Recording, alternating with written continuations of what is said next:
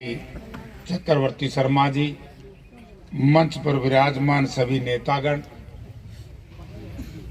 और बरवाड़ा विधानसभा क्षेत्र के गांव-गांव से आए हुए या इस इलाके से बरवाड़ा शहर से सज्जनों, देवी और प्यारे बच्चों, बुजुर्गों, साथियों, वैसे तो ये संक्रांति का दिन पूरे भारतवर्ष में बड़ी धूमधाम से मनाया जाता है। इनका एक मायना भी क्योंकि आज के दिन जहां हमारी नई बहुएं आती हैं वो अपने बुजुर्गों को सम्मानित करती हैं।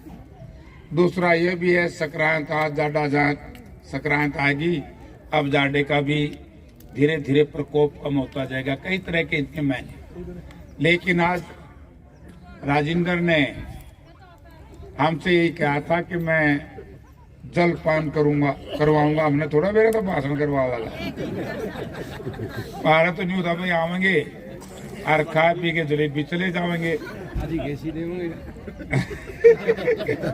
पानी उतारी। तो इन्होंने अच्छे साथियों को बड़ी तादाद में इकट्ठा किया। तो स्वाभाविक है कि जब साथी ज्यादा होंगे और राजनीतिक लोग आएंगे तो देखो, वैसे तो राजनीतिक चर्चा नहीं करनी चाहिए थी। हम तो आए थे जलेबी जलेबी खान दूध पी, लेकिन आए हैं तो फिर राजनीतिक चर्चा जरूरी। मुझसे पहले हर साथी ने आपको बड़ा तफसील से बताया। मैं बहुत एक बात कहना चाहता कि जब से कांग्रेस पार्टी में आदरणीय श्रीमती सोनिया गांधी जी ने चौधरी भूपेंद्र सिंह हुड्डा के प्यारे उदय भान जी को प्रदेश कांग्रेस पार्टी का अध्यक्ष बनाया, उस दिन से लेकर के आज तक जिस कांग्रेस पार्टी की एक समय था लोग टिकट लेना भी पसंद नहीं करते थे, तो आज उस कांग्रेस पार्टी की टिकट के लिए लाइन लगी और लाइन वहीं लगती है। सामान उसी दुकान से मिलता है जिसमें ज्यादा सामान, जिसे सामान ही ना उसके लाइन के लाके। मुझे आज कुछ पत्रकार साथियों ने कहा कि जयप्रकाश जी, हरियाणा में तो लाइन बहुत लंबी है, इसका क्या करोगे? मैं दुकान पे माल जब भी तो लाइन है ना, खाली होती कौन आती?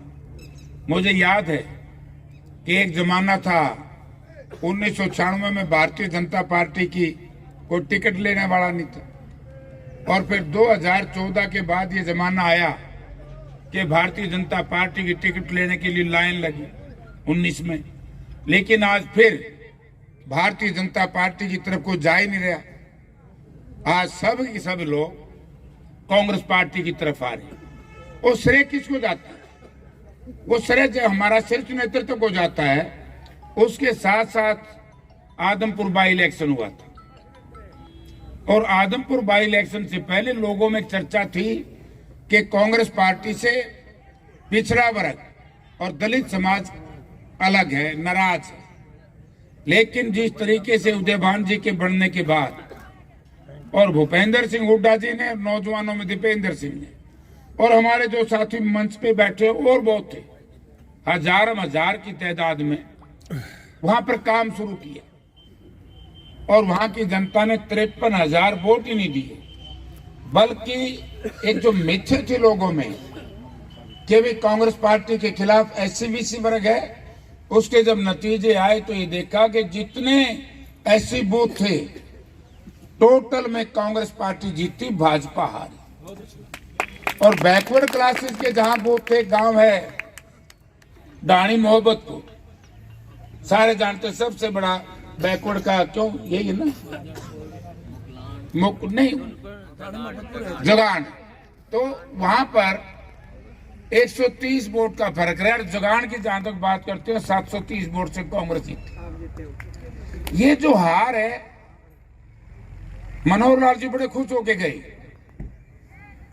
JP नड्डा के पास, अखबारों में भी छपा कि नड्डा साहब मैं एक सीट जीत आया। बोला तू तो जीत के भी हार है। अगर यही नतीजा 89 सीटों पे आ गया तो आपको तो एक भी सीट नहीं मिलेगी। 90 की 90 पे भारतीय जनता पार्टी हारेगी, क्योंकि दलित और पिछड़ा जब भी कांग्रेस पार्टी का साथ देता है तो फिर पार्टी चुनाव में बड़ी भारी बहुमत से जीत करके आती है। तो आज इसी वजह से लोगों के दिमाग में ये चीज है कि अब की बार हरियाणा प्रदेश में और इस देश में कांग्रेस पार्टी की सरकार बने। और आज तो सबसे बड़ा एक और भी बढ़िया काम कल हुआ, इंडिया गठबंधन, जिससे मोदी जी बड़े भयभीत हैं। आज उनका जो गठन हुआ, उनके अध्यक्ष कौन बनाए? दलित समाज से हमारी पार्टी के अध्यक्ष मल्लिकार्जुन खड़गे। और मुझे ऐसा लग रहा है कि जब देश के बागडोर के समय आएगा, शायद दलित समाज के लिए बहुत अच्छी सूचना भी आई। तो जब इस तरह की हालत हुई, आज इसीलिए कांग्रेस पार्टी की टिकट मांग रहे हैं लोग, और भारतीय जनता पार्टी लड़खड़ा चुकी है। लेकिन दोस्तों, मैं एक ही बात कहूंगा, क्योंकि आज हमारे खिलाफ कुछ कहने के लिए नहीं विपक्ष के पास, एक ही बात को लेकर के वो बार बार कहते हैं।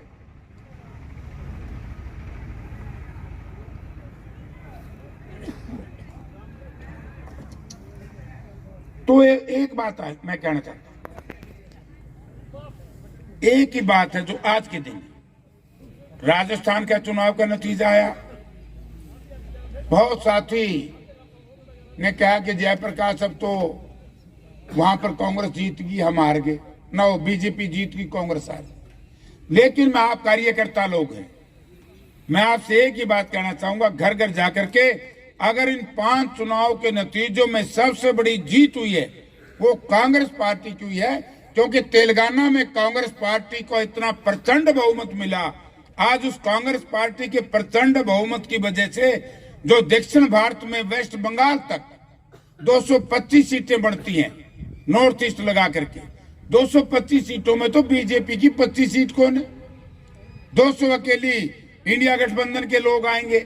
और कल आपने देखा होगा 48 सीट महाराष्ट्र की, और उस 48 सीट में वहां के जो शिवसेना के प्रवक्ता, उन्होंने, मैं टीवी पे देख रहा था, अगर एक सीट कांग्रेस पार्टी जीत जाती 48 में से, बोला मैं राजनीति छोड़ दूं, बीजेपी। तो हालत इस तरह की हो रही है। अब उन्होंने आपके ड्रेस से, इंडिया गठबंधन के ड्रेस से शुरू कर दिया मंदिर का मामला। थारे दौरे जरूर छोड़ लेके आवेंगे, आलिए न, उन्हें चक्कर में ना फंस जाइयो। ये राम हमारा था, जब हम पैदा हुए, होश हमारा तो बुजुर्ग एक ही बात कहते थे, चाहे किसान था, चाहे मजदूर था, चाहे कर्मचारी था, चाहे व्यापारी था, चाहे नौजवान था, कि ले राम का नाम। राम का नाम हम लेते थे, उसके बाद काम शुरू करते थे। लेकिन जिस तरीके से राम जी का राजनीतिकरण करने का प्रयास किया, और जिस तरीके से ये कहने का प्रयास किया कि कांग्रेस पार्टी या दूसरे इंडिया गठबंधन के लोग रामलला जी के खिलाफ, हम रामलला जी के खिलाफ नहीं है। राम हमारा था, हमारा है, हमारा रहेगा। हम व्यवस्था के खिलाफ है, जो रामचंद्र जी का नाम लेकर के वोट लेना चाहते हैं, राजनीति करते हैं, हम उन बेईमानों के खिलाफ हैं। आज शंकराचार्य जी ने पुरी से बयान दिया है। शंकराचार्य जी ने कहा कि ये तो साधु संतों का काम है मूर्ति का नामन करना, पॉलिटिशियन कब आने लगे? तो मोदी जी ने तो ये मंदिरों पर भी कब्जा करने का प्रयास करने का काम किया। इसलिए मुझे खतरा है। मैं आपसे नम्रतापूर्वक कहूंगा, जिस तरीके से 2019 में एक बहाना बना करके आपने सतपाल जी का बयान पढ़ा हुआ, जो उस वक्त वहां के गवर्नर थे, पुलवामा का मामला, तो क्या कहा उन्होंने? और उस वक्त में इंडिपेंडेंट एमएलए था, हमने असेंबली में भी कहा था, मां देखिए मनोहर लाल जी, रेजुलेशन तो पास करो हो कि बहुत अच्छा काम मोदी जी ने किया, पुलवामा का बदला सर्जिकल स्ट्राइक से लिया। हमारे देहात में कहावत है कि यह छोरा इतना चतुर है, जोड़ में कूद के सुख आ जाए। माँ कहते तो हमने कुछ करा नहीं हो, हमारे जवान वैसे शहीद करवा दिए हो वोट लेने के लिए। वही चीज आज आपके सामने है। 5वां साल लग गया पुलवामा को, आज तक इंक्वायरी शुरू नहीं हुई। जिस डीएसपी को गिरफ्तार किया उसको छोड़ दिया गया। तो इसका मतलब इन बेईमानों ने पुलवामा में जो हमारे शहीद हुए हैं, उनकी शहादत के ऊपर राजनीति करने का निर्णय लिया। इसलिए लोगों आज ये हमारे राम जी को के ऊपर राजनीति करने का प्रयास करेंगे। घर घर में जाकर के जब आप ये बात खुली कह दोगे, कौन विरोध करता है राम जी का? राम जी तो हमारे हैं, हम सबके हैं, थे और रहेंगे, लेकिन राजनीति करने का कोई भी पार्टी जो व्यक्ति प्रयास करेगा हम उसका डट के विरोध करेंगे। तो इसलिए आज हम आपसे एक निम्रतापूर्वक निवेदन करेंगे। तो भाई लोकसभा विधानसभा का इसमें कोई दो राय नहीं, चुनाव है, टिकट टूकटा तो फैसला करेंगी पार्टी। अरे कि हमारा कोऑर्डिनेटर साहब भेज रहे क्या से, या आप सबसे मिलेगा। लेकिन मैं एक बात कहना चाहूंगा कि 10 साल हो गए तो हम भी दुखी सो, और 10-12 साल तक मैं भी दुखी हूं, और सारे हमारे नेता दुखी हैं।